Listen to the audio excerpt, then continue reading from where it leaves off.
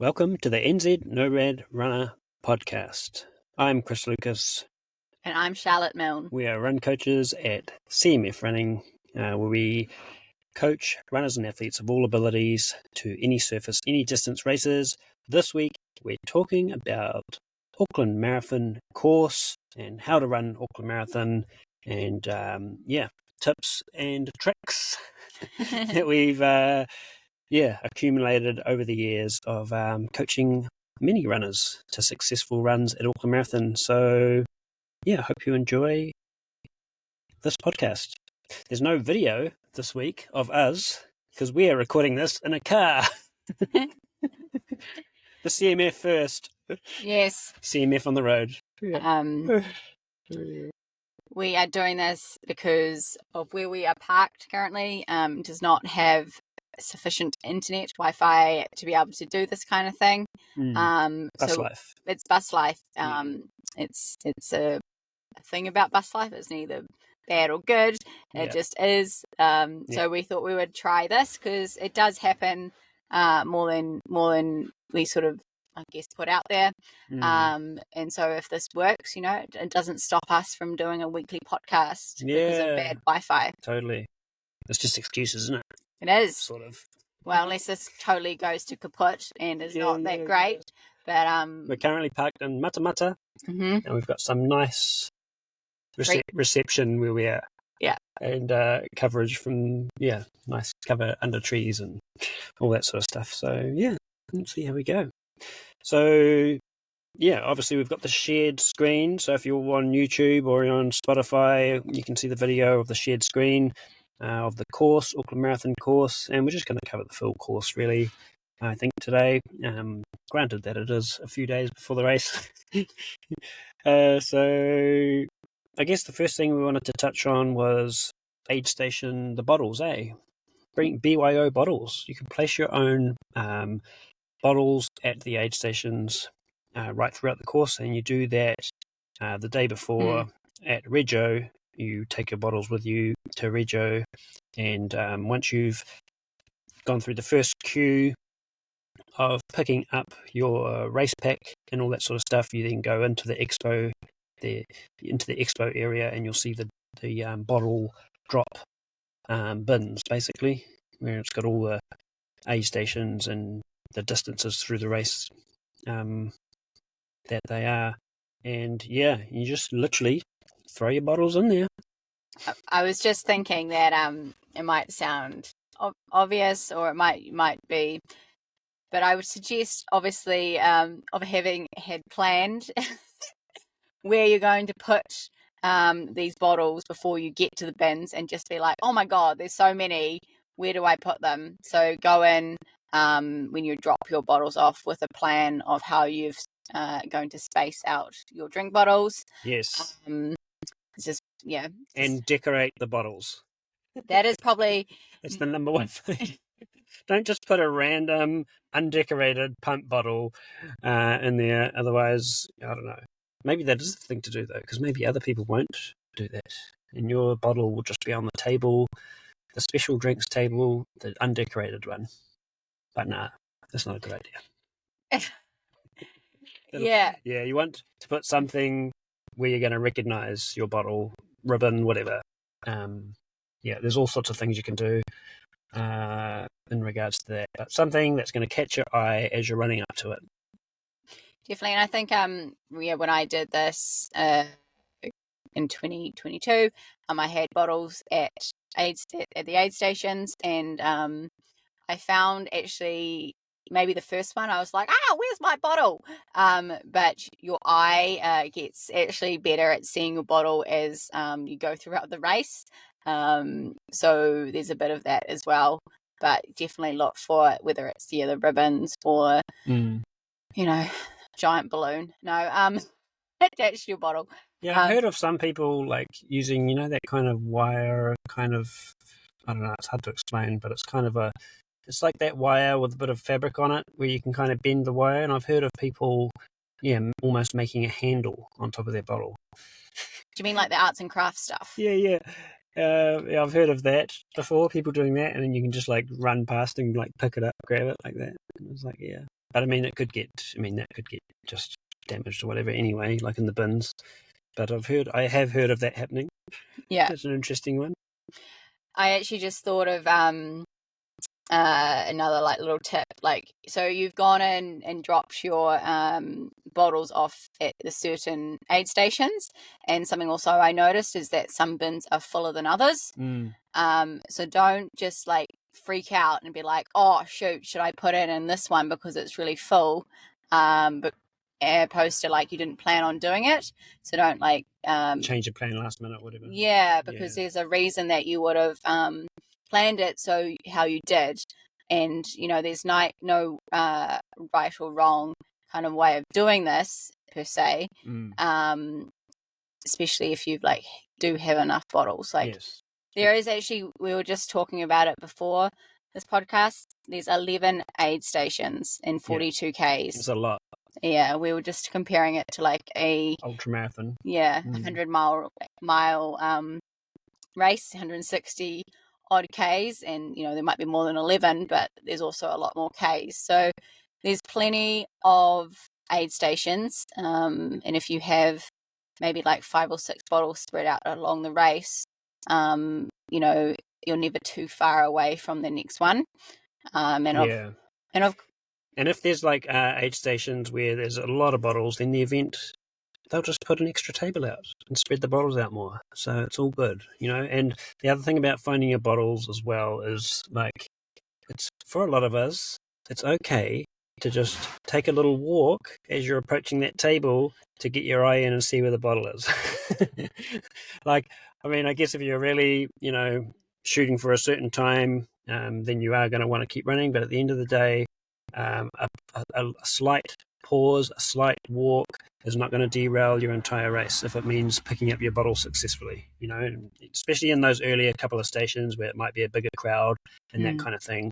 The expectation of being able to run through there at marathon pace, and if you're like a sub 3-hour marathoner, for example, and you're running through there at 4:15s, to expect to sort of pick up your bottle in a crowd of people at that pace, just might be a little bit, it's okay to just dial it back a bit.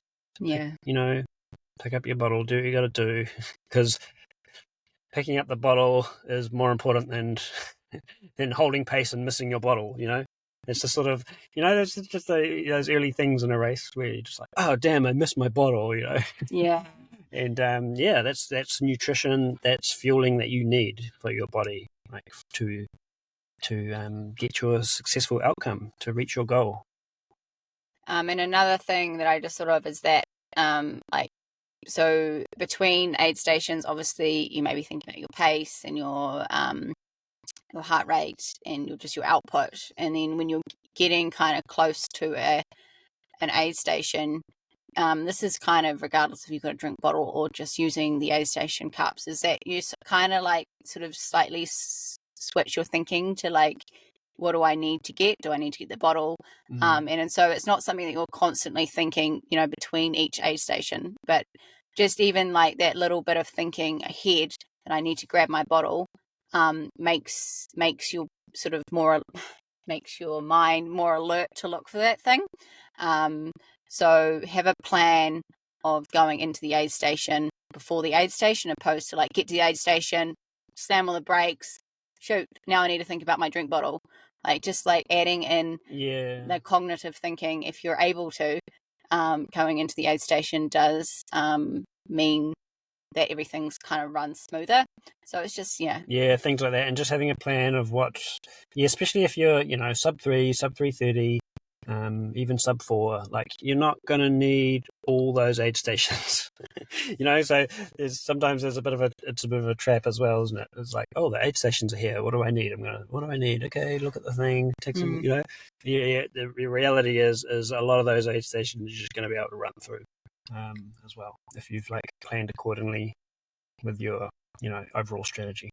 Another good tip I forgot to mention too in regards to dropping the bottles is you can tape gels to your bottles. Oh yes. Yeah, so that's another good tip if you're using a combination fueling strategy of hydration mix or endurance fuel, like in your bottles, and a combination with gels.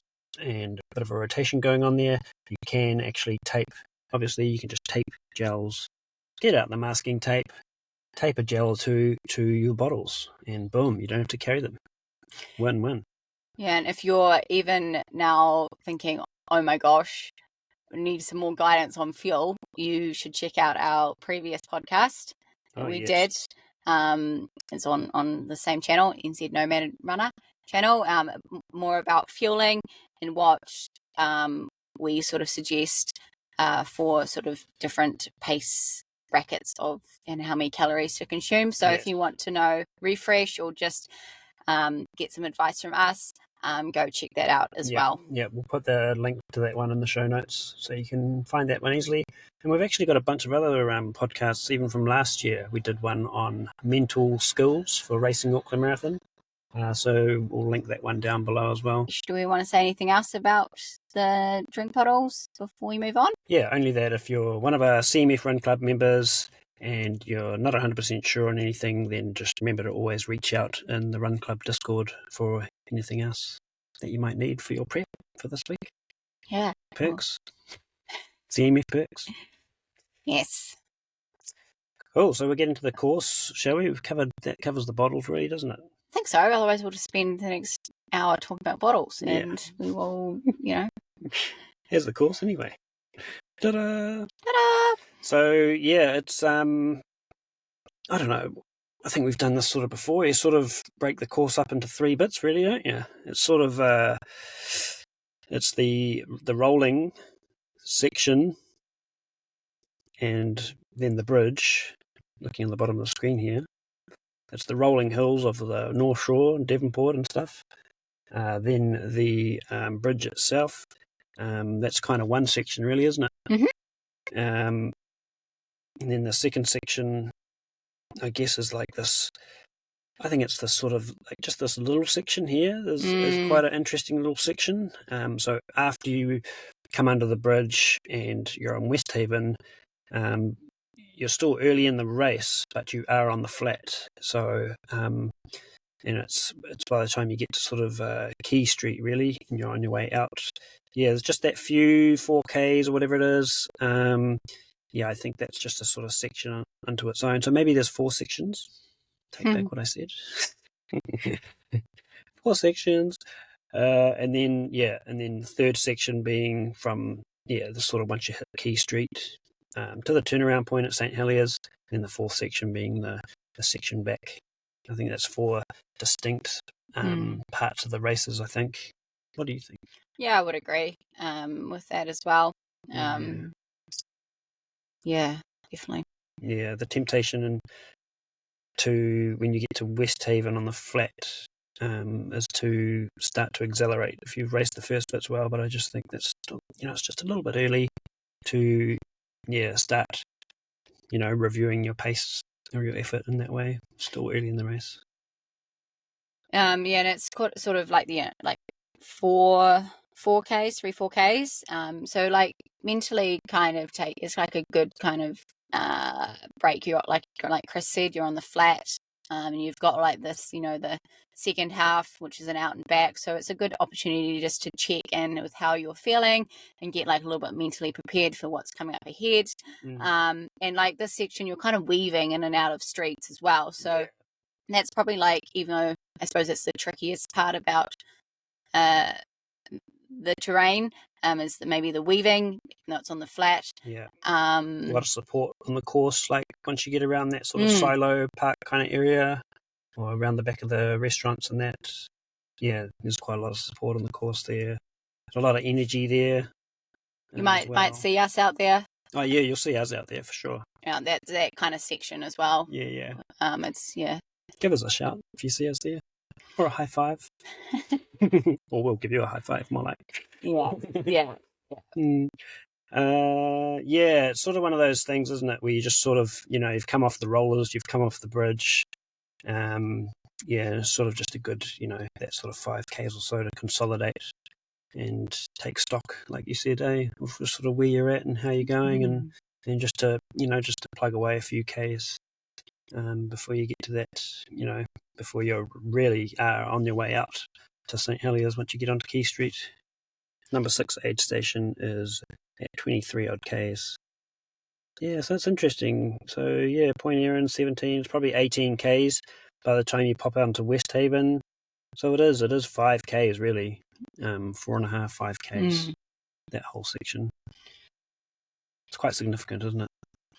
Yeah, and I think like in a marathon there's like some Ks that are like, it's like the beginning, it's like the first lot of Ks, and then there's like the end Ks, and then there's sometimes the nothing Ks, the tick box Ks. Like these Ks are probably a little bit of that. You're just kind of you're running these 4.5, 5 Ks to get to a point, get to a point in a race, and the point in the race is like 23 Ks, like going out and back. But you got to go through them, like, so Yeah. don't think I got to go through them, got to run like, threshold. Just sort of, just relax and just and take in some of the atmosphere. Like I think one of the biggest things that I did on my race day, which really rejuvenated me, is actually feeding off the atmosphere. So, especially if you're around the 3:30, just kind of get that sub 3:30, like I was, like you're kind of out there. It's hard work, It's like hard work, but I'm not like trying to get sub 3. I'm not that serious, so I can have a little bit of fun as well. And yeah, same goes with like, a lot of our clients are trying to get that sub 4. Probably same sort of mentality. Like you're going to out there to push yourself and get that big goal, but you also can afford to like relax and have fun with it as well. So take those opportunities as well along the way, because people do energize us. Yes. So use that. That's another little tactic. And that's not just isolated to this area, these 4.5 Ks. Like do it when you can, but it's a good opportunity to do that as well. There's quite a lot of support out on this course too, and there's like those drummers and stuff like that. Oh, and it's emotional. That's so awesome. Are they they're on the motorway, aren't they, as you're approaching the bridge, isn't there, as well, and then somewhere out in the waterfront itself? Yeah, I think they must be on that motorway section, before the bridge. Over here somewhere, yeah. I got tears in there a bit. It's just like quite a... Yeah, because I have memories. It's been a while since I've done Auckland Marathon, but I do remember when I did it, I don't know what that was, 2018 or 17 maybe, and they were actually were they under a bridge thing? So it's like a real loud, because they were under the overpass, and that was epic, the way the sound travelled and stuff like that. But yeah, so it's like those kind of things, is letting the energy come into you, without, sprinting off. It's like letting that energy come into you, and so you can use it later on, Yeah, and like by here, you've probably had a few gels, you're a bit carved up, and you are running, you've got some adrenaline and stuff going around you, but it's kind of like not at the start, kind of adrenaline of that nervousness. So if you've ran that first like 2017 Ks well, like you should be like well settled, and it's just like confirming the settledness, and making sure everything's in check, basically. Sure. Cool. Yeah. So we should talk about that first block. This is what we always do, we just weave around, and it's quite funny. So we should talk about this first block, really, I think. And we run this with some of our crew, like in training, and we set courses for us to run in training, the first 8 Ks of the course, which has been cool. We did a group run a couple of weeks ago, which was awesome. And if you're watching or listening to this, not this year, and just reach out to me if you want a GPX file of the early stages of the course for you to run in training. We've got all that sort of stuff. It's on my Strava. That first 8 Ks, we've got these rollers. You can see down the bottom here. Yeah, a lot of rolling hills, and it's significant. It's significant. Like, it doesn't seem like much when you're there on them. Like you almost only really notice this one, like in a way. But yeah, I've just, from years of experience, like with this course and with our runners, And just with seeing people like cook themselves on this course, it's just, this is sort of a very, very key part of your run. Like a lot of focus goes on the bridge, but in reality, the bridge is only one hill, right? Yeah. So what I notice with some folks who self-train and that kind of thing is a lot of respect gets given to the bridge. It's like, oh, the bridge, but not much respect gets given to all these rollers in that first 8Ks, and so it's it's quite significant. So the number one thing, I guess, is to just don't be afraid to. You want to sort of take your marathon pace or your marathon effort, like whatever that is, on flat, and just change that for a like-for-like feel on those uphills, right? The expectation, like for example, if you're shooting for sub 4, and so 5:40 is going to be your average pace, right, for sub 4. The expectation that you're going to hold 5:40 on all those little ups is a dangerous one. It's a dangerous one. And the analogy is that if you're holding marathon race pace on all these little uphills, that's the equivalent to like 10K to half marathon effort. So if I said to you on a flat course, I want you to throw down like 200 to 400 meter bursts at 10K pace within your marathon race, you'd be like, mate, you're crazy, But this is effectively what you would be doing if you're holding race pace on these uphills. So it's all about moderating your effort on the ups, whether that's using heart rate or RPE or power as a metric, moderating those efforts on the ups, and then on the downs, letting gravity do its thing, and so you end up going a bit slower than actual race pace on the ups, and on the downs, you're going a bit below. And I think this is when taking in like heart rate is really key, and just trusting your training. Just like Chris mentioned, that you don't hold like 4:40 pace on the ups. If you go a bit slower, you can actually run below marathon pace in other areas of the race. So maybe, like in the final 10, you're kind of heading towards, maybe half marathon pace, but you've only got like 10 in less than 10Ks to go. So you have to think about your marathon pace as a range, because not a one target pace, because it's not sustainable like that. That's sort of with this course, it's not, is it? It's you got to race the course, not the pace. Definitely race the course, not the outcome. Yeah, and the other thing, like with the Auckland course, isn't it, is sometimes on the way out to the turnaround point there's a headwind, and then sometimes on the way back there's a tailwind, and sometimes it's around the other way. So there's those kind of conditions to race as well. Definitely. And I think like with if you're like that sub, that's trying for that sub 4, this might actually look more like an aerobic kind of run, and initially and because just you can't sustain going sort of harder earlier on in the race, and that's totally cool, because at the end of the day, like I was sort of saying this to a client who's around this kind of time, like running for 4 hours is a long time to be running. Like in a trail event, or if you're going out on a trail and you're going out for 4 hours, there's a lot of walking involved as well, potentially. But you're running like the whole time, more or less, and that's just a long time to be running. So you want to be able to sustain that well, throughout the race. Otherwise, you're just going to be in like, the pain cave from like halfway, and it's just going to be, you're like questioning your life choices, and it's dark. Totally, and we've seen it. Like we are on the course every year, supporting our runners and we see it in real first-hand experience. We see what some people look like arriving at Beaumont Street 20 odd Ks into the race, and man, it's a long way to go.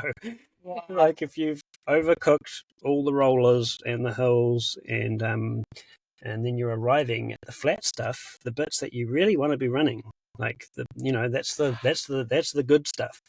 you know.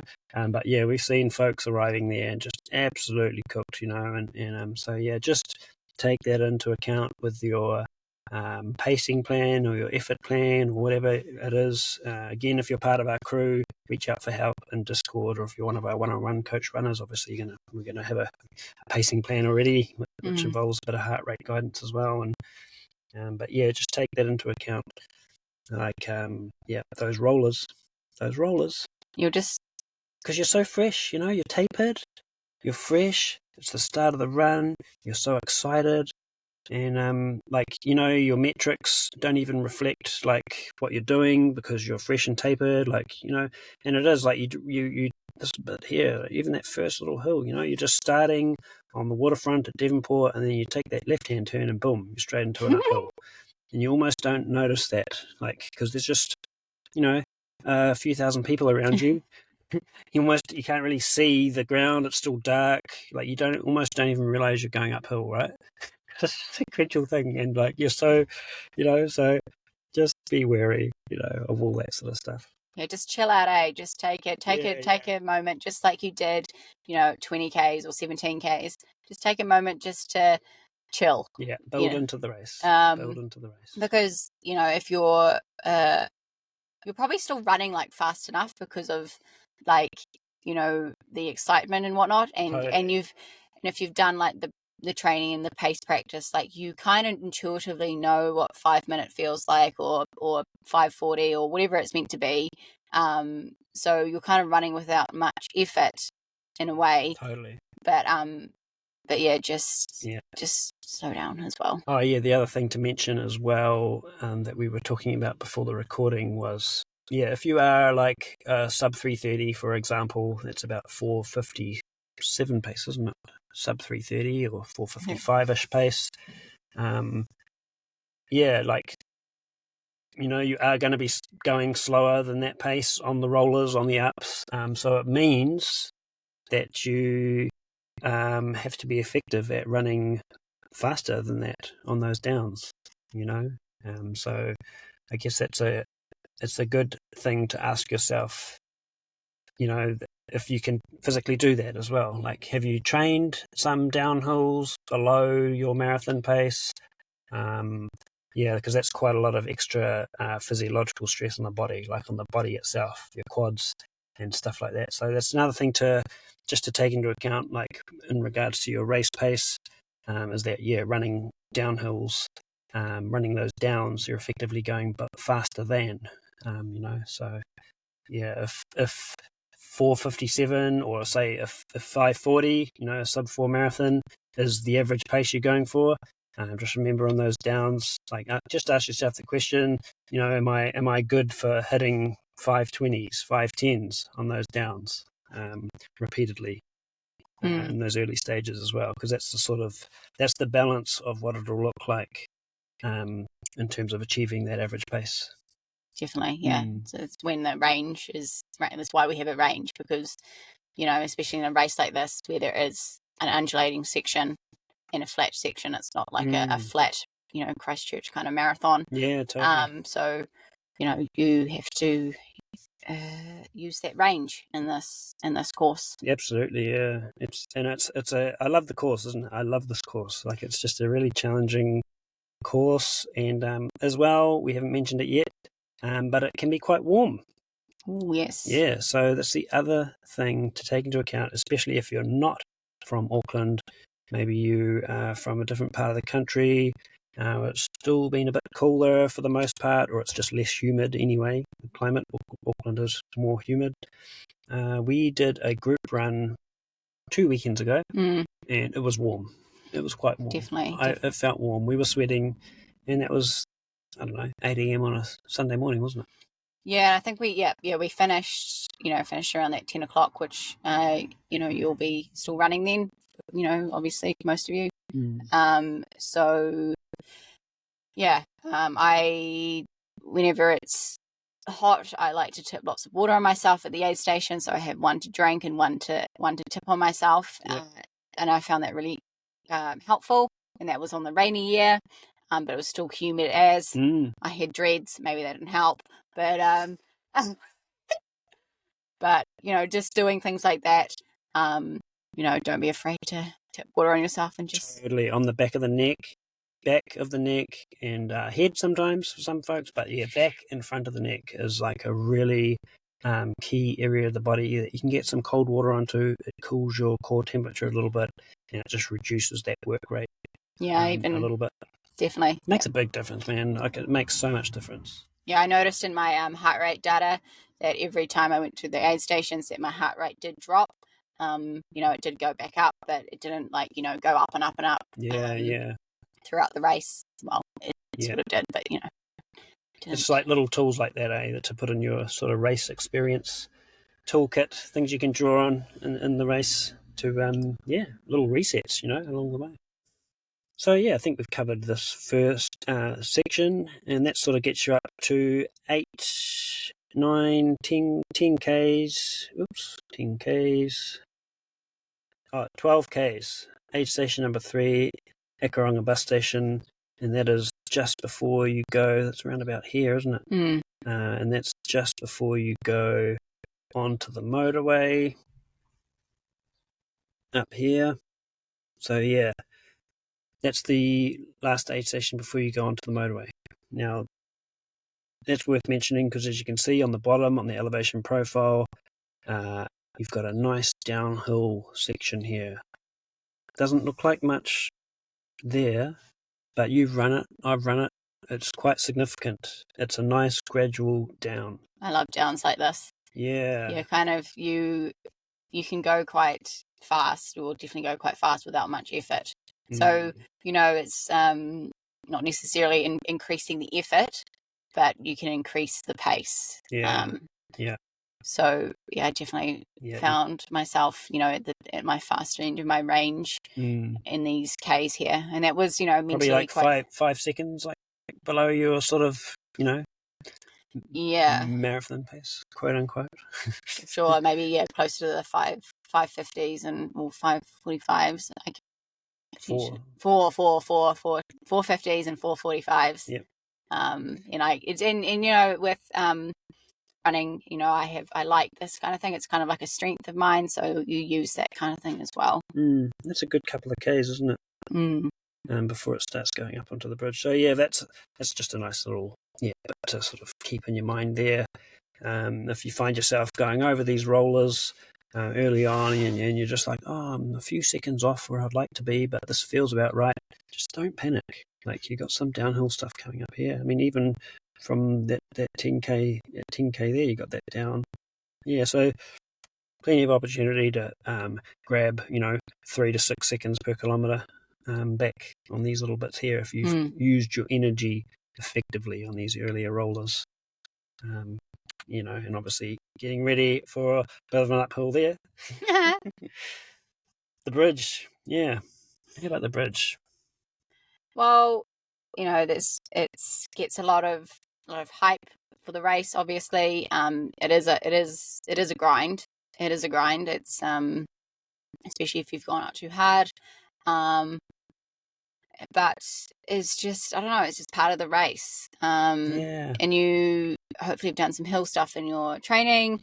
So you just get a bit of a grind going on. Yeah, start the grind at the bottom.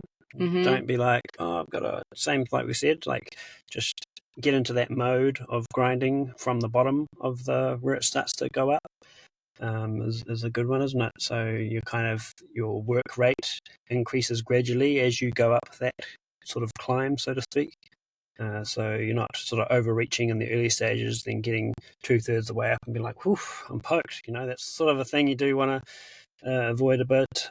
Just get into that grind early on, eh? Definitely, yeah, because it's still like early on in the race, so you don't want to be using, that energy that you want to save for the last like 10 Ks, like up the hill. So definitely, if you're getting, definitely some folks, especially when you're plus 4 hours, like heading towards 5, like it's definitely probably advisable that you walk it and things like that. Have little walk breaks, yep. Yeah. Yeah, I think if you're like 4:20 and above sort of marathoner on this course, definitely factoring in. Certainly if you're 5 hours and over, you can almost walk most of it, actually. Like a good solid power hike will almost be, well, it'll save you a crap load of energy, but it will almost be at the pace you're running at anyway. Totally. So that's a huge win, because then you get to the top of the bridge, you're way fresher, and you're going to be running really well down the other side. So that's something to take into account if you're like that sort of 5 hours and over. If you're like that 4:20, 4:30 upwards, maybe it's just the odd 30-second walk break as you're running up. Again, just don't be afraid to take those little walk breaks if that's you.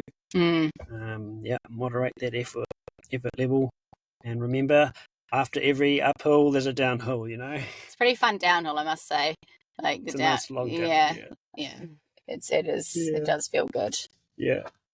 But then there's like a little pincher. I know. Yeah, you think it's all over, eh? The Shelley Beach. Yeah. Ramp. There's one here at the bottom, so you got a nice little pincher there after you come off the motorway. And then you've got the aid station there somewhere, haven't you? Point Erin, 17 k's. So go up the little pincher through that aid station, and around and under the bridge, and then you're popping out at West Haven. Oh yes. There's a good chance you're going to see us along here. There's a good chance. Where else will you see us? Where were we last year? Just while we're talking about it, 4k's in. We were at the start last year, and we were 4k's in as well, weren't we? Yeah, I think we saw heaps. We saw Holly, and we saw Cam. Yeah, we saw a good chunk of the field run through. We saw the front runners. Oh, maybe we just missed the front runners. Actually, they were quicker than us getting up there.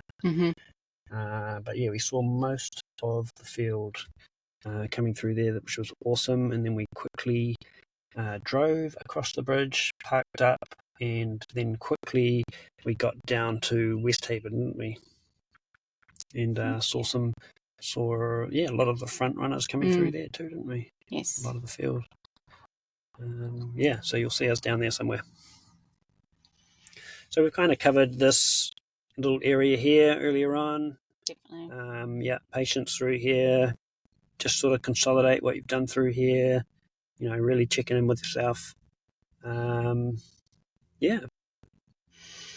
you sort of get out here onto Key Street, the out and back. You're 21k's through. Onto the flat. You're on your way out to St. Heliers. Here we go. Yeah. So this is when things start to really, really come together, or can start being a bit hard. But with an out and back, always the out is harder than the back, even though it is a certain amount of k's. It's when does this end? And it might be I noticed when I did this race, if you've got a time goal in mind, you may actually find out if you're on track or not. Here, out checking here, in with your half marathon split, and doing a bit of simple maths. Doing a bit of maths, that's what I was doing, and then I remember I had an hour to go for my rate, my goal of sub 3:30, but I had 12k's to run, and it seemed like a really hard task to do with how I was feeling. And then I just took a moment of acceptance, and it doesn't actually matter and all that kind of stuff, but as a result I was able to do it by doing that. So this has turned into a bit of a mental skills podcast, but it is how you race a course is it is a lot of mental skills, really. So it's different elements to draw on, for sure, 100%. And this is when you can just simply focus on running at a pace, and if you can sustain it, yes. There's no hills, there's no you just keep ticking away and being consistent, and maybe even getting a little bit faster. I know one of my runners, he's around a 4:15ish, 4:10ish marathoner. Some of the pacing plans that we put together, I put together for him, was more along the lines of we're sort of talking about 5:50ish pace on the rollers, adjusting for those ups and downs.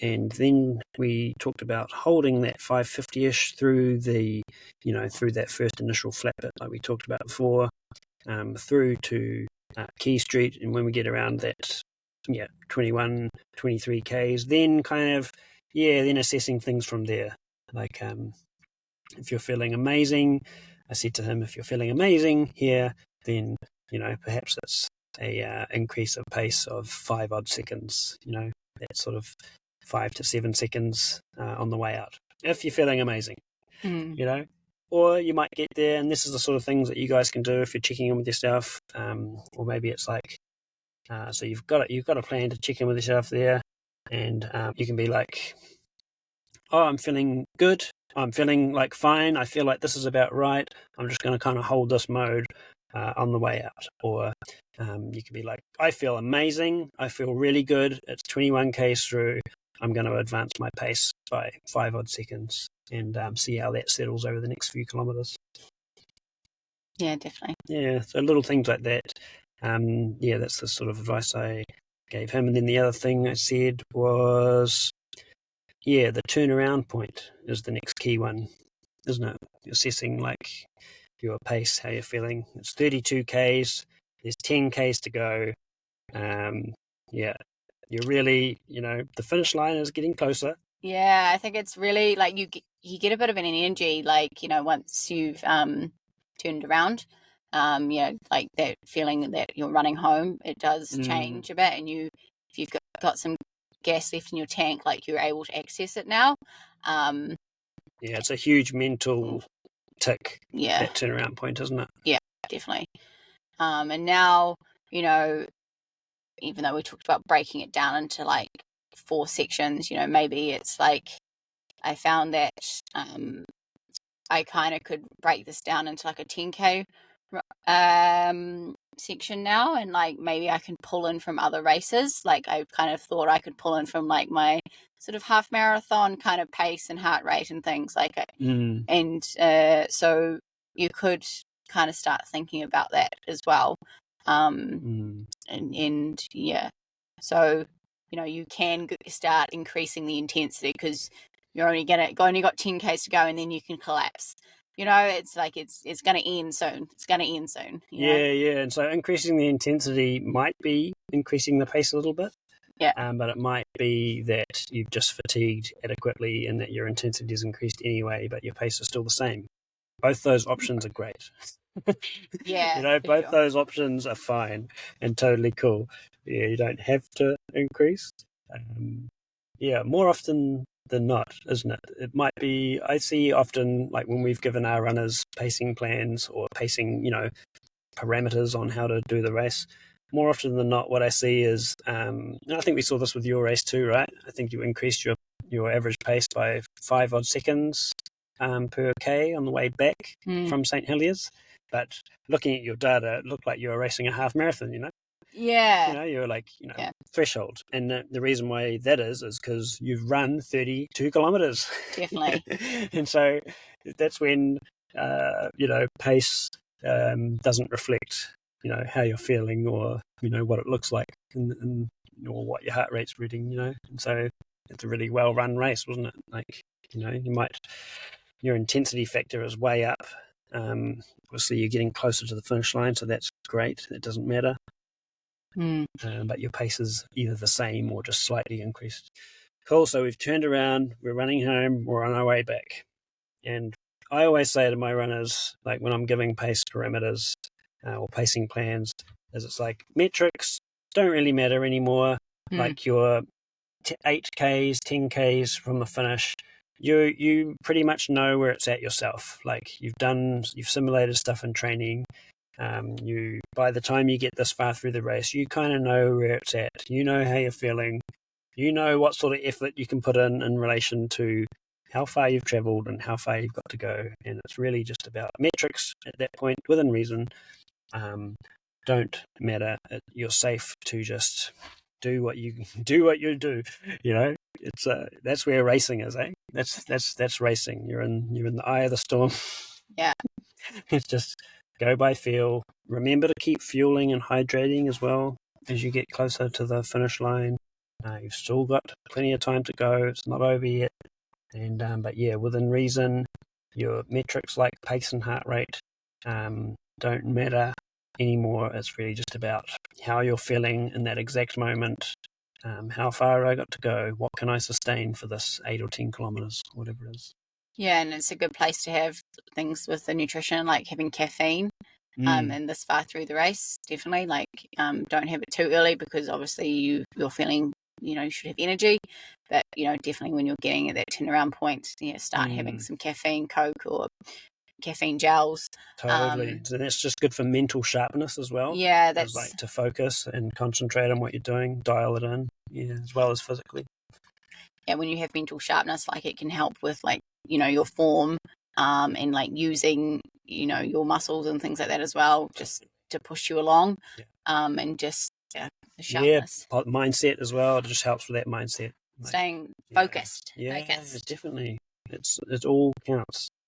And you might see some friends as well, on the out and back, and like I said earlier, in earlier part of the race, so you can say hi to your friends as well. Good work. That kind of stuff does help. Totally. Helps them and it helps you. And it's always cool when you're running on the way out, isn't it? You see the front runners coming back. Yeah, I remember seeing Will. 220, 230 odd marathoners, and they're just striding it out. Yeah. I remember running past Will on my way out. It's pretty cool, eh? Yeah. And they're like, they're doing like 3:30s. Those guys, not for the time, for their pace, Yeah, 3:30 pace, or whatever it is. Quick. So that's all pretty cool, like seeing them as well, isn't it? Yeah, and then you'll see other, like perhaps you have some mates, or with our run club members, our CMF crew. You'll see, you'll see other CMF runners back and forth as well as you're coming back, and it all helps. I love that stuff.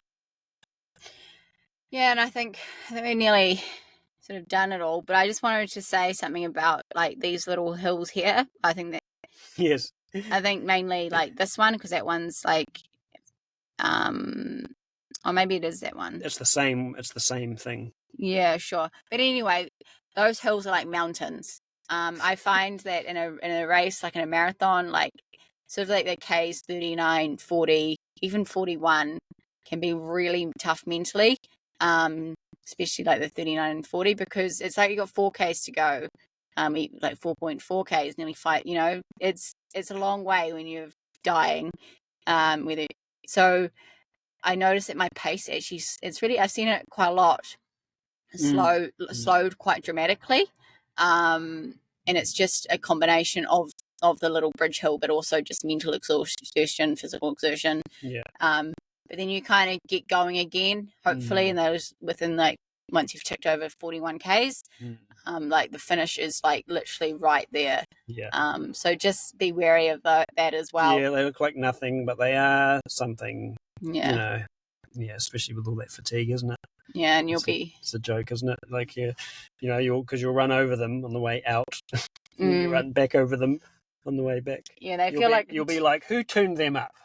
You feel like someone's out there winding them up, making them steeper on your way back. Yeah, and you've just kind of been like out and back, and it feels like ages, and it doesn't even feel like the same thing. And it's like, where am I? Yeah. No, and you get back, you run back, and you get a couple of Ks to the finish. Aid station 11, 40 odd Ks. Aid station. Yeah, that's on one of the hills. Yeah. And once you get that sort of 2-3 Ks out, you just empty your tank. Just do, you're just digging deep. If you've run a good race, if you've paced your race well, you'll be running well here. You'll feel on the edge of your limit. Your heart rate will be up, but you'll be working, but you'll have the sense that you've got this, and you'll just know, That's the thing, isn't it? That last few Ks, if you've run a good marathon, you feel spent and absolutely buggered, but you're doing it. You're still moving forward at your marathon pace, or slightly below, or maybe it's slightly above. Maybe you're like 5-10 seconds slower than your actual goal pace or whatever, but you're still moving well, and that's like successful. For me, like, that's successful racing. Like, if you're closing out like that, you've run a really good race. Yeah, for sure. So then you're at the finish line. Congratulations. You've just run Auckland Marathon 2024. Yeah, this is making me want to do it. I want to be doing this on Sunday. If anyone's got a free entry, they want to transfer to Char, just hit us up. It'd be so funny. Yeah. So I've seen quite a lot of entries in the Run Aotearoa Facebook group being sold, or various groups, people trying to sell their entries due to injury and stuff like that. And so feel for you guys, not getting to run, Yeah. And that is the sort of what we see a lot, isn't it? Injuries and all sorts of reasons for that, obviously. But yeah, sorry that you guys are missing out this weekend's race. If you got injured, always a stink thing. Give us a yell if you want help with your rehabilitation stuff, coach-led recovery after you've had your physio, stuff like that. We can help you with all that sort of stuff as well. So I think that's about it, really, isn't it, for this one? I hope you've gotten a lot out of it. Check out our CMF Run Club. It's the support of our members that allows us to be able to put out content like this. So if you found this content valuable, go and check out CMF Run Club, our annual membership. It includes unlimited training plans, Discord chat group, discount codes to all things running, a whole bunch of stuff. Awesome community. Go and check it out. And how do we find you, Charlotte? You can find me on Instagram. My name is Trail Girl Charlotte. You can find me on YouTube, again, Trail Girl Charlotte, and I have a whole lot of runners' strength workouts on there as well. Or just look me up on Strava. My name is Charlotte Milne. Yay! Yeah, Charlotte's runners' specific strength workouts are epic. If you're looking for something specific there, go and check them out. They're all free, of course. And you can find me on NZ Nomad Runner on Instagram and on YouTube and Spotify, and Chris Lucas on Strava. I've got about 80 running routes on my Strava profile that you can grab for yourself for your next whatever, training, mission, whatever. Yes, awesome. And just help yourself to those. Cool, I think that's it, eh? I think so. Yay! Yay! See you guys on the weekend. Have an awesome race. And can't wait to see you all out there. Cool. See you then. Catch ya. Bye. Bye.